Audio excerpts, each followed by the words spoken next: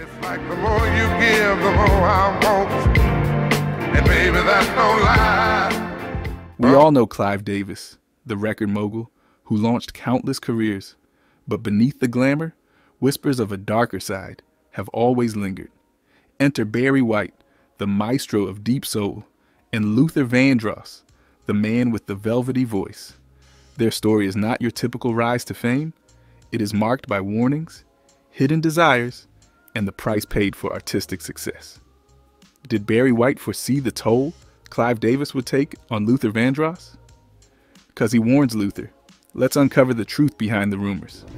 Did he struggle with the idea of coming out publicly? Was that something that you talked about at all? Well, he did not want his mother to be, although she might have known, but he wasn't going to come out and say this to the world. Barry White.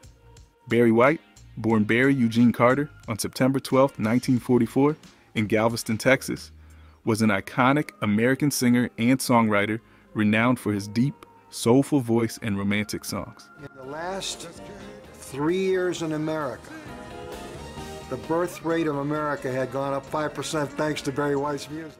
His father, Melvin A. White, and mother, Sadie Marie Carter, never married, resulting in Barry initially carrying his mother's surname, Carter. However, he later adopted his father's surname, becoming known as Barry White. He spent his formative years in the Watts neighborhood of South Central Los Angeles, California, a community known for its vibrant cultural and musical influences. Barry was the eldest of 2 children, with his younger brother Daryl being just 13 months his junior.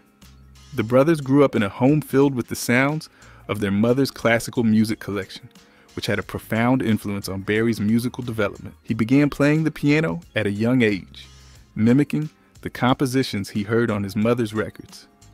This early exposure to music and his natural aptitude for the piano set the foundation for his future career in music. Growing up in Watts, a predominantly African-American neighborhood with a rich history of music and culture, Barry was surrounded by diverse musical influences. The community was known for its strong jazz, blues, and R&B scenes, which no doubt played a role in shaping his musical taste and style. Despite the challenges of growing up in a tough neighborhood, Barry's passion for music provided him with an escape and a means to express himself creatively. As he honed his musical talents, Barry was influenced by various genres and artists, including classical music, which was somewhat unconventional for an African-American youth in his environment. This eclectic mix of influences contributed to the unique sound that Barry later became famous for, an innovative blend of soul, funk, and romantic balladry, underscored by lush orchestral arrangements. Barry's early life was marked by both personal and professional challenges. At the age of 16, Barry White experienced a significant turning point in his life when he was jailed for 4 months for stealing $30,000 worth of Cadillac tires. Adjusted for inflation, this amount is equivalent to about $310,000 today. This period of incarceration marked a crucial moment for White, prompting him to reassess his life choices and ultimately leading him to leave behind his involvement in gang activities. When I was in jail, my ultimate goal was to change my life. Determined to change his path, he focused on his music career with renewed vigor. This determination eventually paid off, leading to a successful career that spanned several decades and earned him a place among the greats of soul and R&B music. When they listened to Barry White, they felt like they were getting taken care of. Barry White's music career officially took off in the 1960s. He initially worked behind the scenes in the music industry, writing songs and producing records for other artists. It was not until the early 1970s that he stepped into the spotlight as a solo artist. His breakthrough came with the release of his debut album, I've Got So Much to Give, in 1973. The album featured the hit single, I'm Gonna Love You Just a Little More Baby, which topped the R&B charts and reached number 3 on the Billboard Hot 100.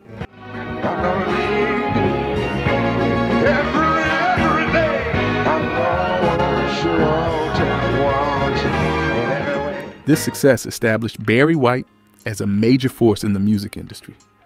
Throughout the 1970s and 1980s, Barry White continued to produce a string of hits, both as a solo artist and with his orchestral group, the Love Unlimited Orchestra.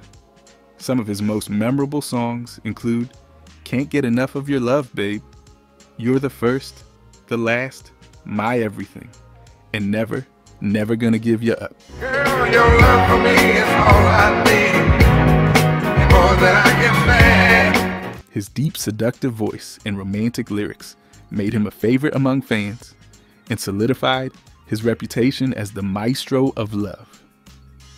Barry White was a two-time Grammy Award winner, renowned for his deep bass voice and romantic image. White's career was prolific. He recorded 20 studio albums, and his work was celebrated and widely distributed in multiple versions and compilations. Many of these releases achieved notable commercial success. He had an impressive tally of 41 albums certified gold and platinum, with 20 gold and 10 platinum singles.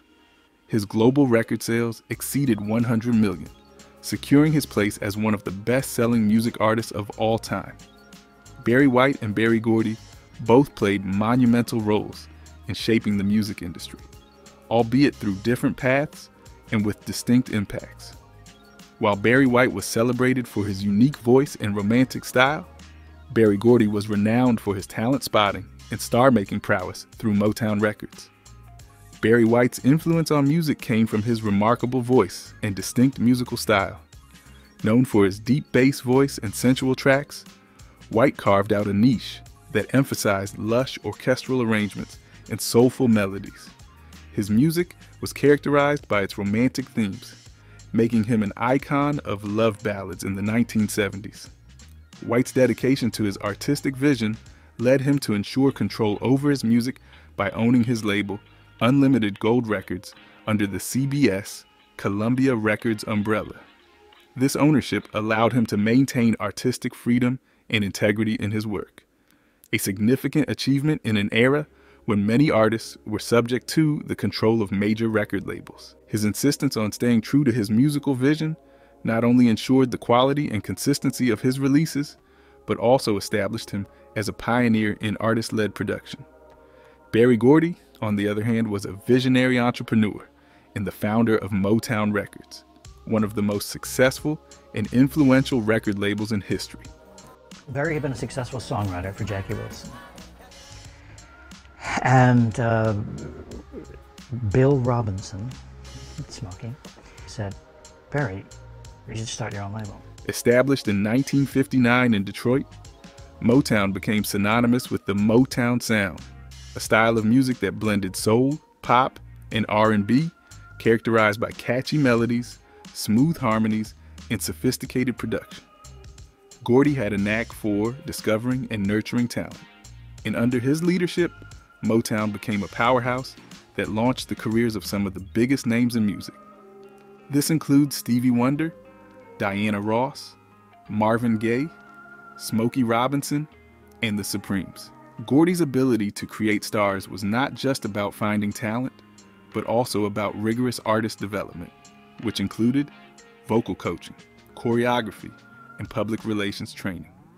This holistic approach ensured that Motown artists were not only musically talented, but also polished performers.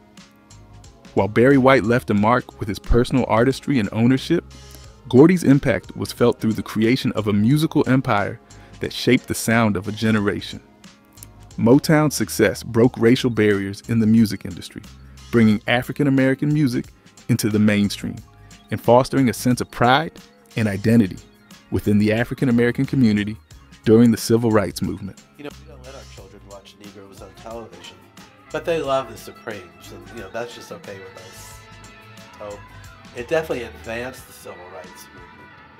It was at a time, there were dark times in the racial struggle in America, and they had 90 #1 pop hits by black artists. Both men changed the music world in significant ways. During an interview session with Barry White, the interviewer posed a pointed question about the challenges faced by the music industry, particularly in the context of his decision to leave major record companies and establish his black-owned label.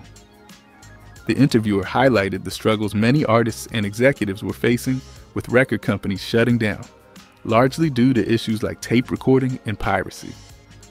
The question was framed to understand how Barry White managed to survive and thrive as a black man with a black-owned company amidst these challenges.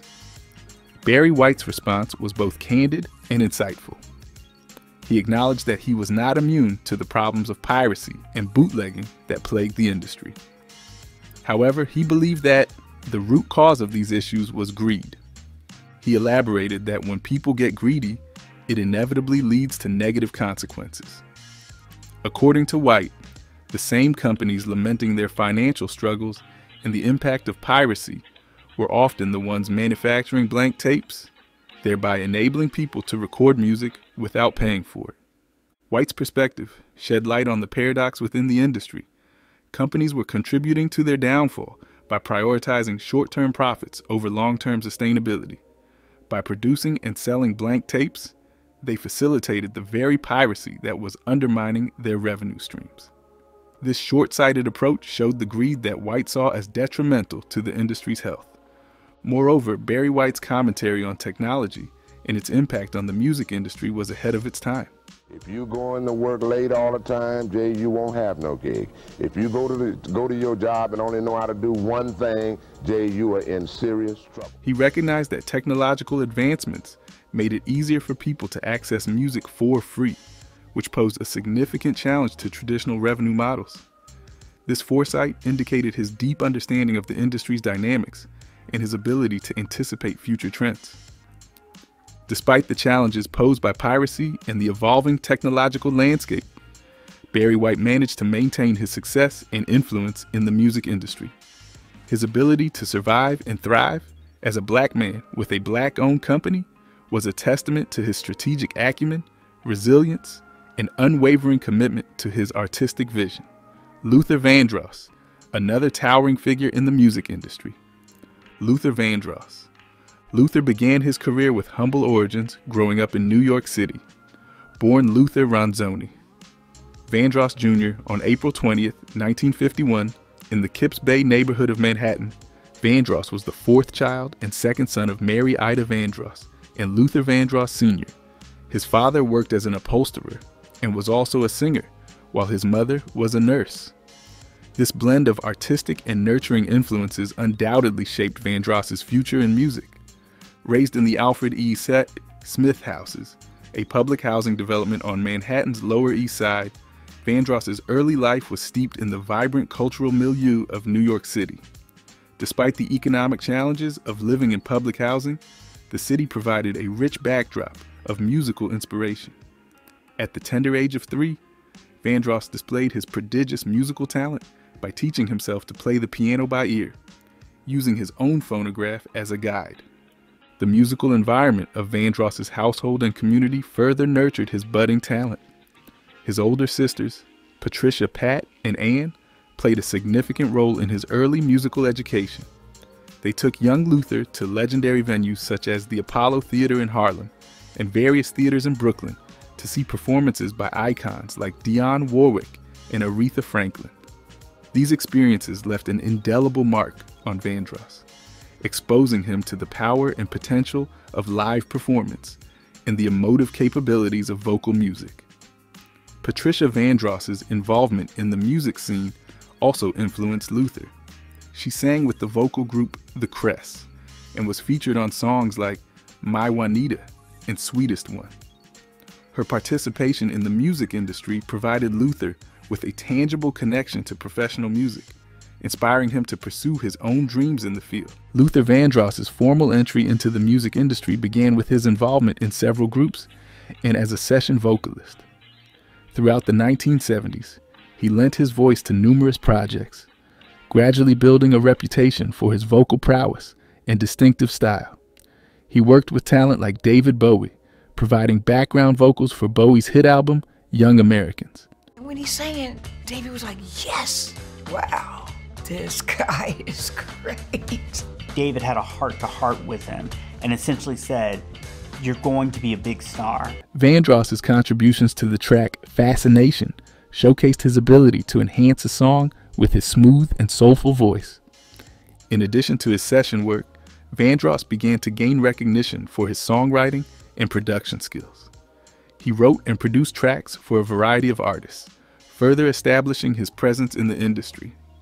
Luther Vandross's career breakthrough came as a featured singer with the renowned pop dance act, Change, a studio concept created by the French-Italian businessman Jacques Fred Petrus. This project provided Vandross with a significant platform to showcase his vocal talents. In 1980, Change released two major hits, The Glow of Love and Searching. Both tracks featured Vandross as the lead singer and quickly became dance floor staples.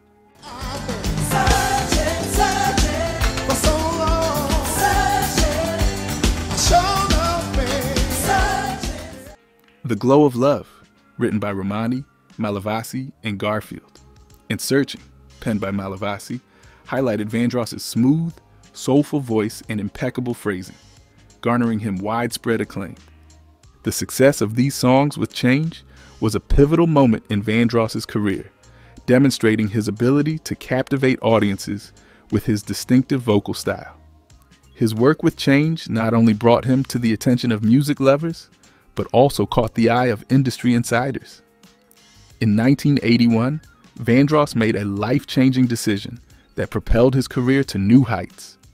He signed a contract with Clive Davis, a legendary figure in the music industry known for his keen talent-spotting abilities. Davis had recently started a new record label called J Records, and he saw something extraordinary in Vandross. Music was in his blood, was in his DNA. Davis's belief in Vandross's potential was unwavering, and he provided the singer with the support and resources needed to transition from a session and group singer to a solo star.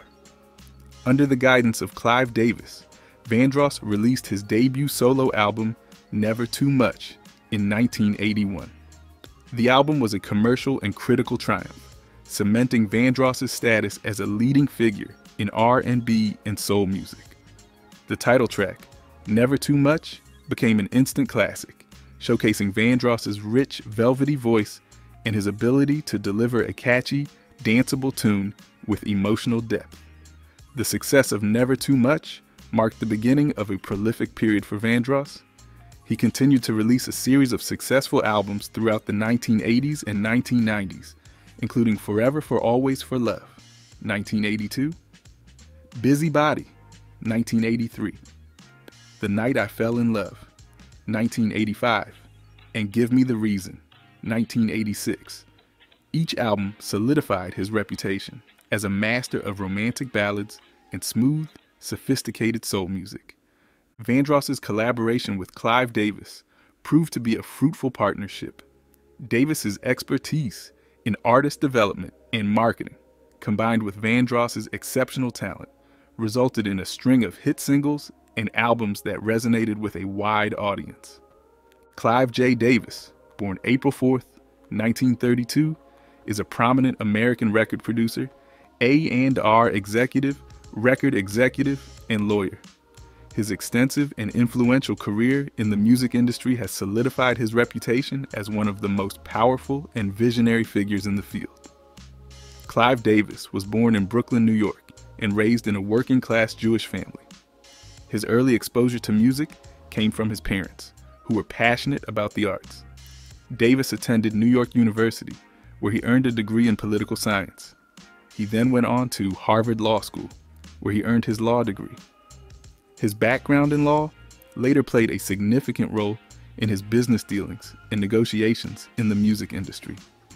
Davis's career in music began after he joined Columbia Records as a lawyer in 1960. His tenure at Columbia was marked by significant achievements, including the signing of influential artists such as Bob Dylan and Bruce Springsteen. Davis's keen ear for talent and his ability to recognize and nurture emerging artists became evident during this period. In 1974, Davis founded Arista Records, a label that would become one of the most successful and influential in the music industry. As the founder and president, Davis built Arista into a powerhouse by signing and developing a roster of highly successful artists across various genres. Notable acts signed to Arista included Whitney Houston, Barry Manilow, and Patti Smith. In 2000, Davis left Arista Records and founded J Records. The new label quickly gained prominence, continuing Davis's legacy of signing successful artists and producing chart-topping hits. J Records became known for its roster of top-tier talent, including Luther Vandross, Alicia Keys, and Rod Stewart. In 2002, Davis's influence expanded further when he was appointed chair and CEO of the RCA Music Group, which included RCA Records, J Records, and Arista Records. Under his leadership, the RCA Music Group continued to thrive, maintaining its status as a major force in the music industry. Clive Davis's contributions to the music industry have been widely recognized. He has won 5 Grammy Awards, acknowledging his impact and achievements in the field. In 2000, he was inducted into the Rock and Roll Hall of Fame as a non-performer, a testament to his influence and contributions to the evolution of popular music. Clive Davis's career is marked by his exceptional talent for discovering and nurturing musical talent. His work has significantly shaped the music industry, influencing both the commercial and artistic aspects of the business. Davis's ability to identify and develop artists, combined with his strategic vision and business acumen, has left an indelible mark on the industry. Despite his immense success with Clive Davis, Vandross faced personal challenges. Everybody saw it as quick money. Naturally, we're a capitalistic country. Everybody jumped on it. Barry White warnings. The music industry is often filled with rumors, intrigue, and complex dynamics, and the relationship between Clive Davis and Luther Vandross is a fascinating case in point. According to rumors and various accounts, Barry White, another influential figure in the music world, attempted to caution Luther Vandross about Clive Davis. White's warning to Vandross reflected a broader concern about the potential pitfalls and complexities of dealing with powerful record executives. Barry White, with his extensive experience in the music industry, had witnessed firsthand the often exploitative practices of some powerful executives. Having navigated the tumultuous waters of the industry, White was aware of the potential for record executives to exert undue influence over artists, sometimes prioritizing commercial interests over the artist's creative vision. He knew how some executives could manipulate situations to their advantage, potentially undermining the artist's autonomy and well-being. When Barry White reportedly advised Luther Vandross to be cautious about Clive Davis, it was grounded in his experiences and observations. White had seen the darker side of the music business and understood the power dynamics at play. His warning was a reflection of his concern that Vandross, despite his talent and success, might face challenges similar to those he had encountered. Despite White's cautionary advice, Luther Vandross chose to place his trust in Clive Davis. At the time, Davis was an esteemed figure in the industry, known for his remarkable track record in discovering and nurturing talent. Vandross was excited about the opportunity to work with Davis, who had a reputation for transforming careers and achieving commercial success. The initial phases of Vandross's collaboration with Davis were marked by optimism and success. As the collaboration continued, rumors began to surface regarding Davis's behavior and intentions. One such rumor was the alleged focus of Davis's attention on his male AE artists, which some speculated was driven by personal interest rather than purely professional motives. These whispers contributed to a sense of unease among those close to the situation, adding a layer of complexity to Vandross's relationship with Davis. Despite the rumors, Vandross continued to make great music, and his fans remained supportive. His albums, including Forever for Always for Love and The Night I Fell in Love, further solidified his status as a leading artist. However, the pressures and challenges of navigating the industry's power dynamics began to take their toll. While Vandross's career started to surface, the dynamic between Vandross and Davis became strained as Vandross faced challenges that were worsened by the complexities of their working relationship. The creative control and commercial pressures that characterized their partnership led to conflicts and dissatisfaction. Vandross's eventual health problems and personal struggles also added to the difficulties. The timing of Vandross's declining health and the pressures associated with his professional relationships led many to question whether Clive Davis's influence played a role in his struggles. Shortly after beginning his collaboration with Davis, Vandross began experiencing serious health problems. Known for his powerful and smooth vocal delivery, Vandross was suddenly confronted with health issues that affected his ability to perform and record music. These issues included severe diabetes complications and eventually a debilitating stroke in 2003. Vandross's health problems were not only physical, but also had significant repercussions for his professional life. His stroke in particular had a profound impact on his career, forcing him to take a hiatus from performing and recording. Vandross's health decline was evident in his public appearances and performances. Friends and fans noticed a marked change in his demeanor and overall well-being. He appeared more stressed and less happy, a stark contrast to the vibrant and confident persona he had previously exhibited. The physical and emotional toll was visible, and it raised concerns about the possible connection between his declining health and the pressures of his professional environment. In addition to his physical health issues, Vandross experienced a noticeable decline in his mental and emotional state. The stress of managing a high-profile career, combined with health challenges, seemed to take a significant toll on his mental well-being. This period of difficulty was reflected in his interactions with friends, colleagues, and fans.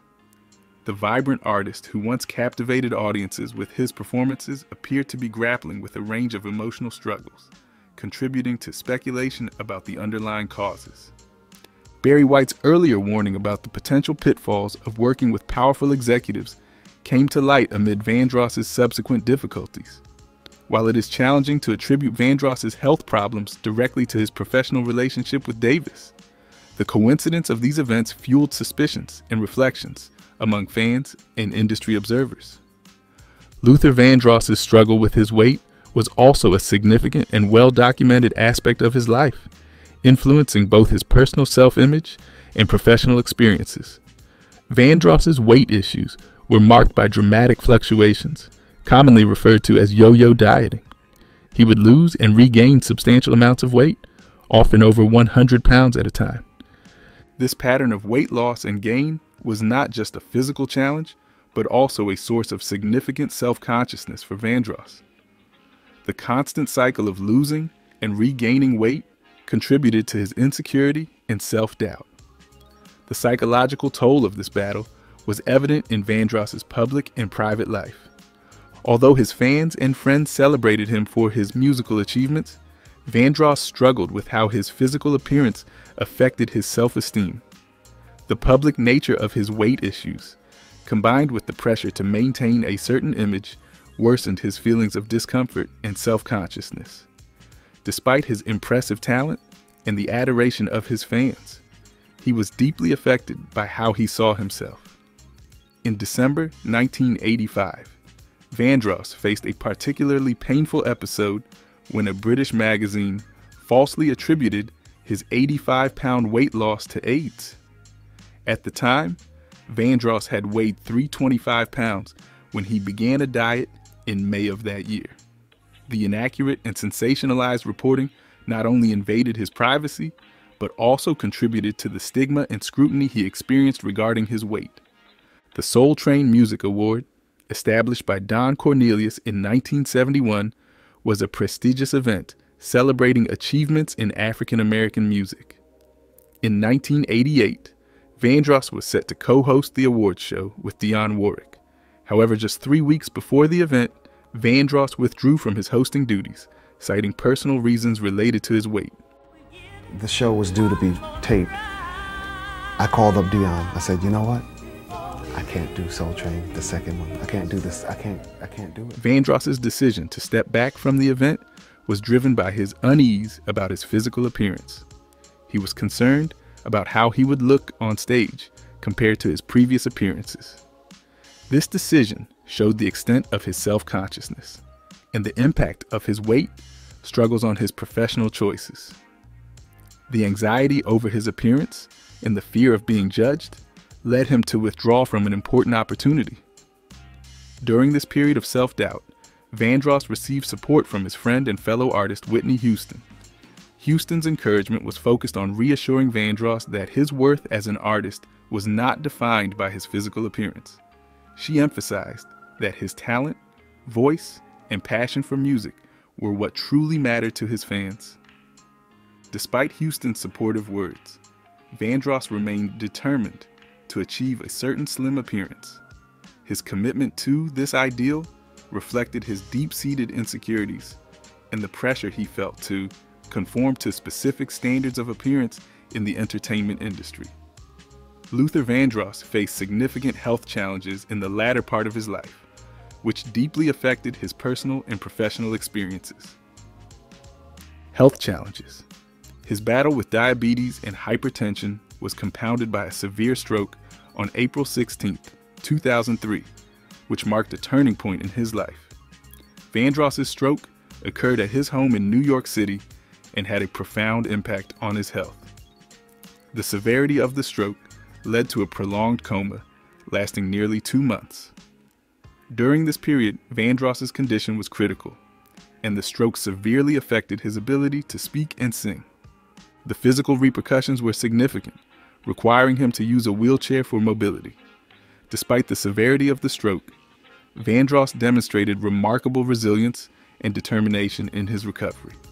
He was able to regain the ability to walk, a testament to his strength and the support of his medical team and loved ones. Despite these formidable health challenges, Vandross continued to work on his music with determination. His final album, *Dance with My Father*, released in 2003, became a profound expression of his artistry and resilience. The album, deeply personal and emotionally resonant, was a major success and became one of his most celebrated works. The title track, *Dance with My Father*, was especially significant, capturing Vandross's heartfelt tribute to his late father and resonating deeply with fans. The song *Dance with My Father* and the album itself garnered critical acclaim and commercial success, further solidifying Vandross's legacy as a remarkable artist. The album won several Grammy Awards, including the prestigious Song of the Year award, showing Vandross's enduring influence and the emotional power of his music. At the 2004 Grammy Awards, Vandross made a poignant appearance through a pre-taped video segment to accept his Song of the Year award for *Dance with My Father*. His message was filled with emotion and optimism, reflecting his belief in the power of love despite his health struggles. Vandross's mother, Mary, accepted the award in person on his behalf, highlighting the close bond between them and the personal significance of the recognition. Vandross's last public appearance was on May 6, 2004, on *, The Oprah Winfrey Show, *. During this appearance, he was celebrated for his achievements and contributions to music, even as he continued to recover from his stroke. This appearance was a significant moment, showcasing both his enduring charisma and the challenges he faced. Luther Vandross passed away on July 1, 2005, at the JFK Medical Center in Edison, New Jersey, at the age of 54. His death was due to complications arising from his stroke, marking the end of a storied and influential career. Vandross's passing was met with widespread sorrow and reflection on his impact on the music industry. His contributions to soul and R&B music were celebrated, and his legacy was honored by fans and fellow artists alike. Luther Vandross's personal life was often a subject of speculation and intrigue, particularly concerning his sexual orientation and relationships. Vandross, who never married and had no children, was a figure whose private life remained largely out of the public eye. His family background and the circumstances surrounding his personal life reflect both his public persona and the challenges he faced in maintaining his privacy. Vandross's family life was marked by significant loss. His mother, Mary Ida Vandross, outlived all 4 of her children. This includes Luther's 3 older siblings and his father, Luther Vandross Sr., all of whom predeceased him due to various health issues, including diabetes and asthma. The premature deaths of his family members had a profound impact on Vandross, adding layers of personal tragedy to his life. Luther Vandross was known for being highly private about his personal life, including his sexual orientation. According to Bruce Vilanch, a friend and colleague, Vandross confided that his sexual orientation was a closely guarded secret. Vilanch stated that Vandross revealed to him, "No one knows I'm in the life," and noted that Vandross had very few sexual contacts. This confidentiality about his personal life was likely influenced by the societal and professional pressures he faced. During the late 1980s and early 1990s, Vandross experienced a significant romantic relationship with a man while living in Los Angeles.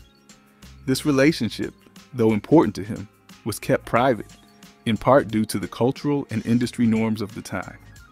In December 2017, more than a decade after Vandross's death, Patti LaBelle confirmed that Vandross was gay. LaBelle's revelation was a significant moment, as it shed light on Vandross's personal life and the reasons behind his decision to remain private about his sexuality. Vandross's choice to keep his sexual orientation private was influenced by his awareness that publicly coming out could negatively impact his career.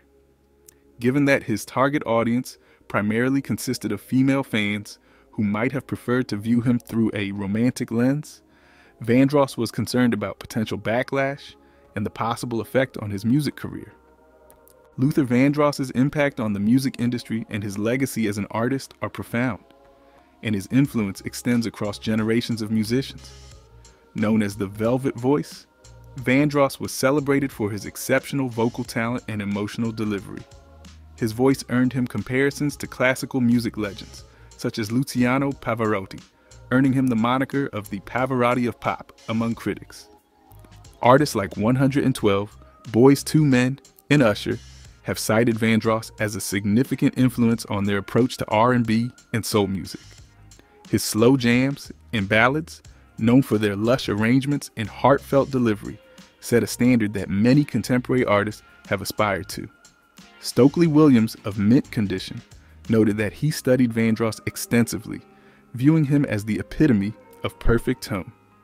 Similarly, John Legend has acknowledged Vandross's role in shaping the genre of slow jams, stating that contemporary artists crafting similar music are directly inspired by Vandross's pioneering work. His influence permeates through various aspects of modern R&B and soul, showcasing the lasting impact of his musical contributions. The stories of Barry White and Luther Vandross showed the challenges and darker aspects of the music industry. Barry White, with his extensive experience and first-hand knowledge of the industry's pitfalls, attempted to protect Vandross from similar exploitation. White's warnings and concerns highlighted the difficulties artists often face in navigating an industry driven by commercial interests and sometimes predatory practices. Vandross's struggles after signing with Clive Davis show the complexities of the music business. Ultimately, both Barry White and Luther Vandross left behind legacies defined by their contributions to music. White's deep, sensual voice and pioneering work in soul, funk, and disco created an indelible mark on the industry. His success as an independent artist and his contributions through the Love Unlimited Orchestra remain influential. What do you think of Vandross's life challenges? Share your thoughts in the comment section below. Did you like this video? Like, subscribe, and turn on notifications for more entertaining videos. And do not forget to explore our other videos for more interesting stories and insights.